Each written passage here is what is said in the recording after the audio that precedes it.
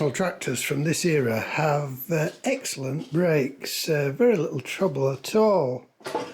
However, they work differently to some other systems in that they work from the hydraulic fluid in the transmission and gearbox, which is pumped up to the master cylinders, which constantly keeps the master cylinders full. So when you come to bleed the brakes, you block the vent pipe, the return pipe, which takes that excess fluid back to the transmission. Don't know exactly how it works, but it does. So that excess fluid is forced back along the pipes and out of the bleed nipples, which gets you going.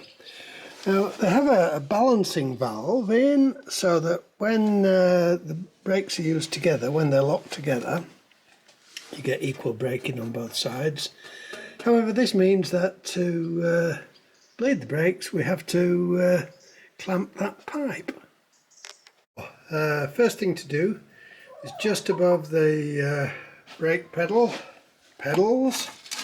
move this panel.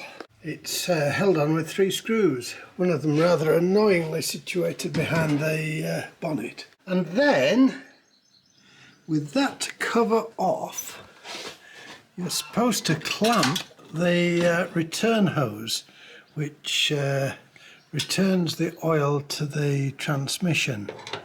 I don't know exactly what it does or where it comes from, but there are 2 rubber hoses there.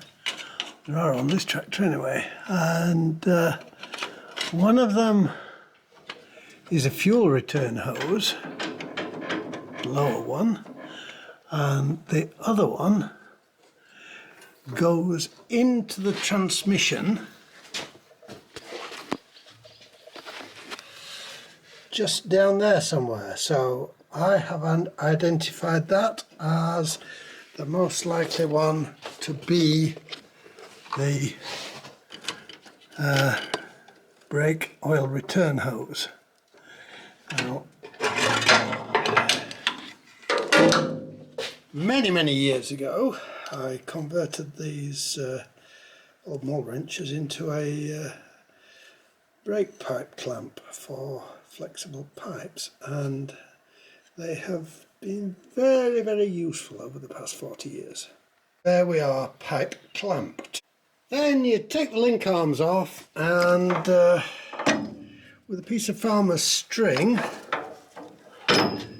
lift these yokes up as far as you can so that they're out of the way, and tie them to some convenient point on the tractor. And now you can see the bleed nipples there, and at this side too, on the top of the axle housings. 7/16 AF ring spanner by the looks of things, and a couple of pieces of tube, or hose even. Now, those bleed nipples look fairly clean to me, and because these brakes run on the transmission fluid rather than brake fluid, you can route your hoses straight back into the transmission if you want to, and then you can pump as much oil as you like through the system. But because I don't know how much dirt there might be in those nipples, I'm going to do it into a jam jar. So now we're all set, and the idea is you start the engine running with the bleed nipple open and wait until oil is coming out of the end of the pipe, and then you work the brake pedal gently a few times until all the bubbles have gone out of the system. Tighten the nipple up and test the brakes.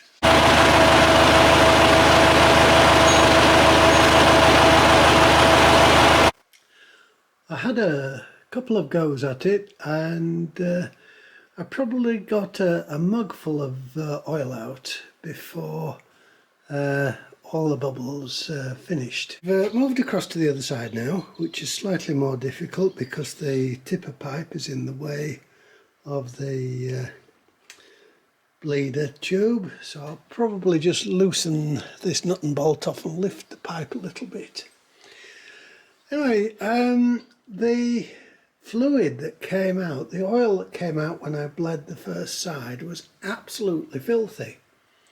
And as I pumped the pedal, I suddenly noticed it become clearer, which means that I was probably pumping out oil that had been in that braking system for the past 50 years. So I think it's a good idea on these old tractors to flush the thing right through and get the rubbish out. You see, I changed the oil in this transmission about 3 months ago, so I know it's got fairly new oil in it. I changed the filter as well.